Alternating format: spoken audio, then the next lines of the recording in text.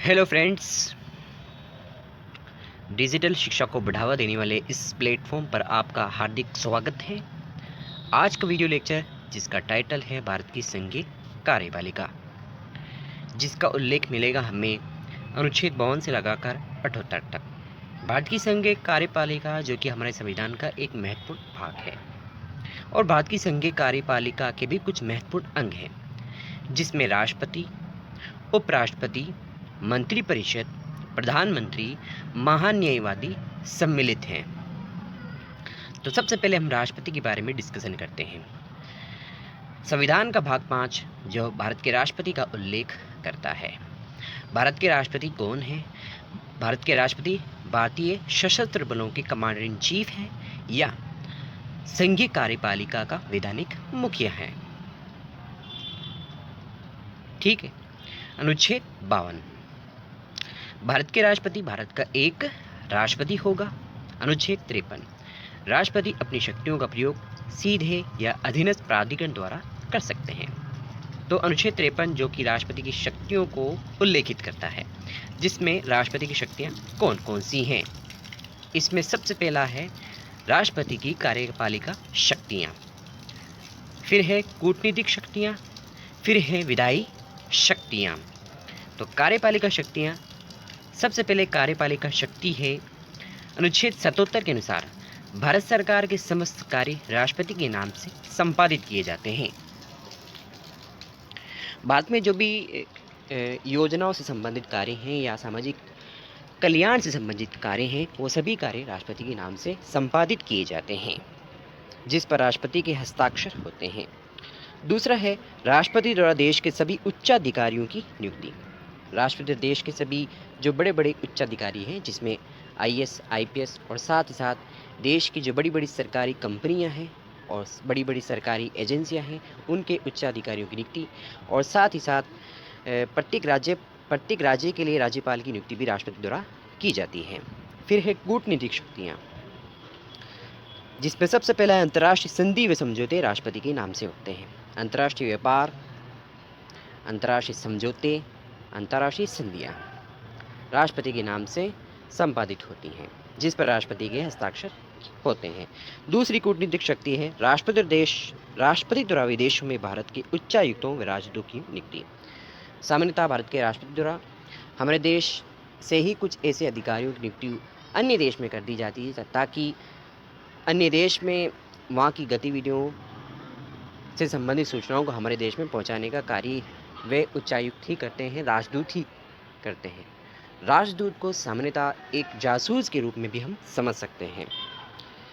फिर है विधायी शक्तियाँ, जिसमें सबसे पहले है राष्ट्रपति द्वारा संसद सत्र को आहूत तथा लोकसभा को विघटन करने की शक्ति।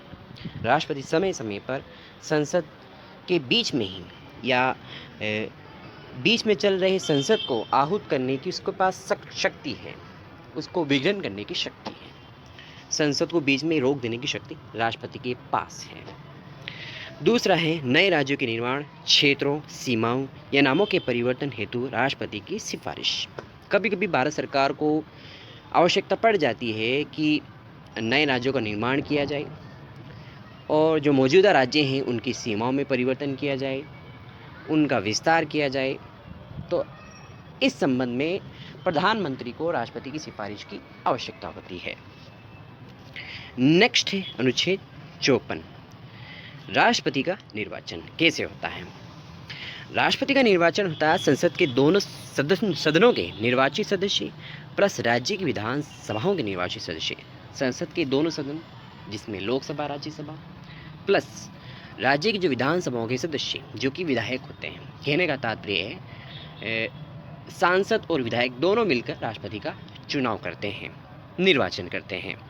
अनुच्छेद 55, निर्वाचन की रीति व पद्धति। अनुच्छेद 56, राष्ट्रपति कार्यकाल की शर्तें। राष्ट्रपति का कार्यकाल सामान्यतः 5 वर्ष तक होता है, पद ग्रहण से कार्यकाल समाप्ति तक, और इस्तीफा उपराष्ट्रपति को सौंपा जाता है। नेक्स्ट है अनुच्छेद 57, पुनः निर्वाचन के लिए योग्यता। जब राष्ट्रपति अपने कार्यकाल 5 वर्ष तक पूरा कर लेता है तो पुनः निर्वाचन के लिए वो आवेदन कर सकता है। ये अधिकार उसको दिया गया है संविधान के अनुच्छेद 57 के अंतर्गत।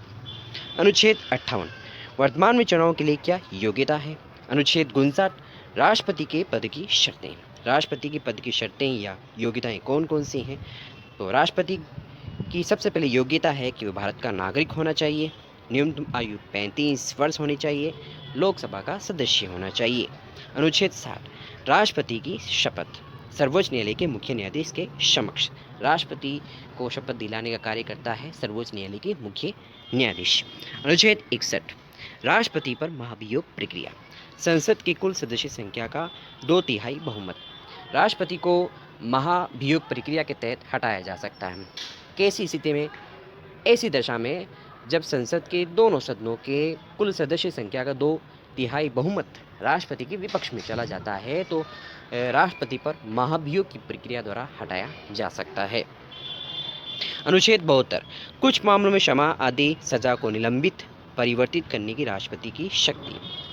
कभी कभी अपराधी को अपराध के संरक्षण को प्रदान करने के लिए राष्ट्रपति को एक शक्ति प्रदान की जाती है जिसमें वह अपनी शक्ति का प्रयोग करते हुए अपराधी को अपराध के संरक्षण में उसकी सज़ा को निलंबित करने की शक्ति राष्ट्रपति के पास होती है या फिर सज़ा को परिवर्तित करने की शक्ति। अनुच्छेद 123 राष्ट्रपति की अध्यादेश जारी करने की शक्ति। राष्ट्रपति को संसद में अध्यादेश जारी करने की शक्ति भी यहाँ पर उल्लेखित है अनुच्छेद 123 में। आगे अब राष्ट्रपति के बारे में कुछ महत्वपूर्ण तथ्य हैं जो कि एक ऐतिहासिक तथ्य हैं।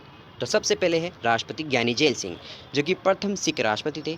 पॉकेट विकेटों का प्रयोग 1988 में भारतीय डाकघर संशोधन विधेयक के रूप में करने वाले पहले राष्ट्रपति थे। महत्वपूर्ण सवाल है ये।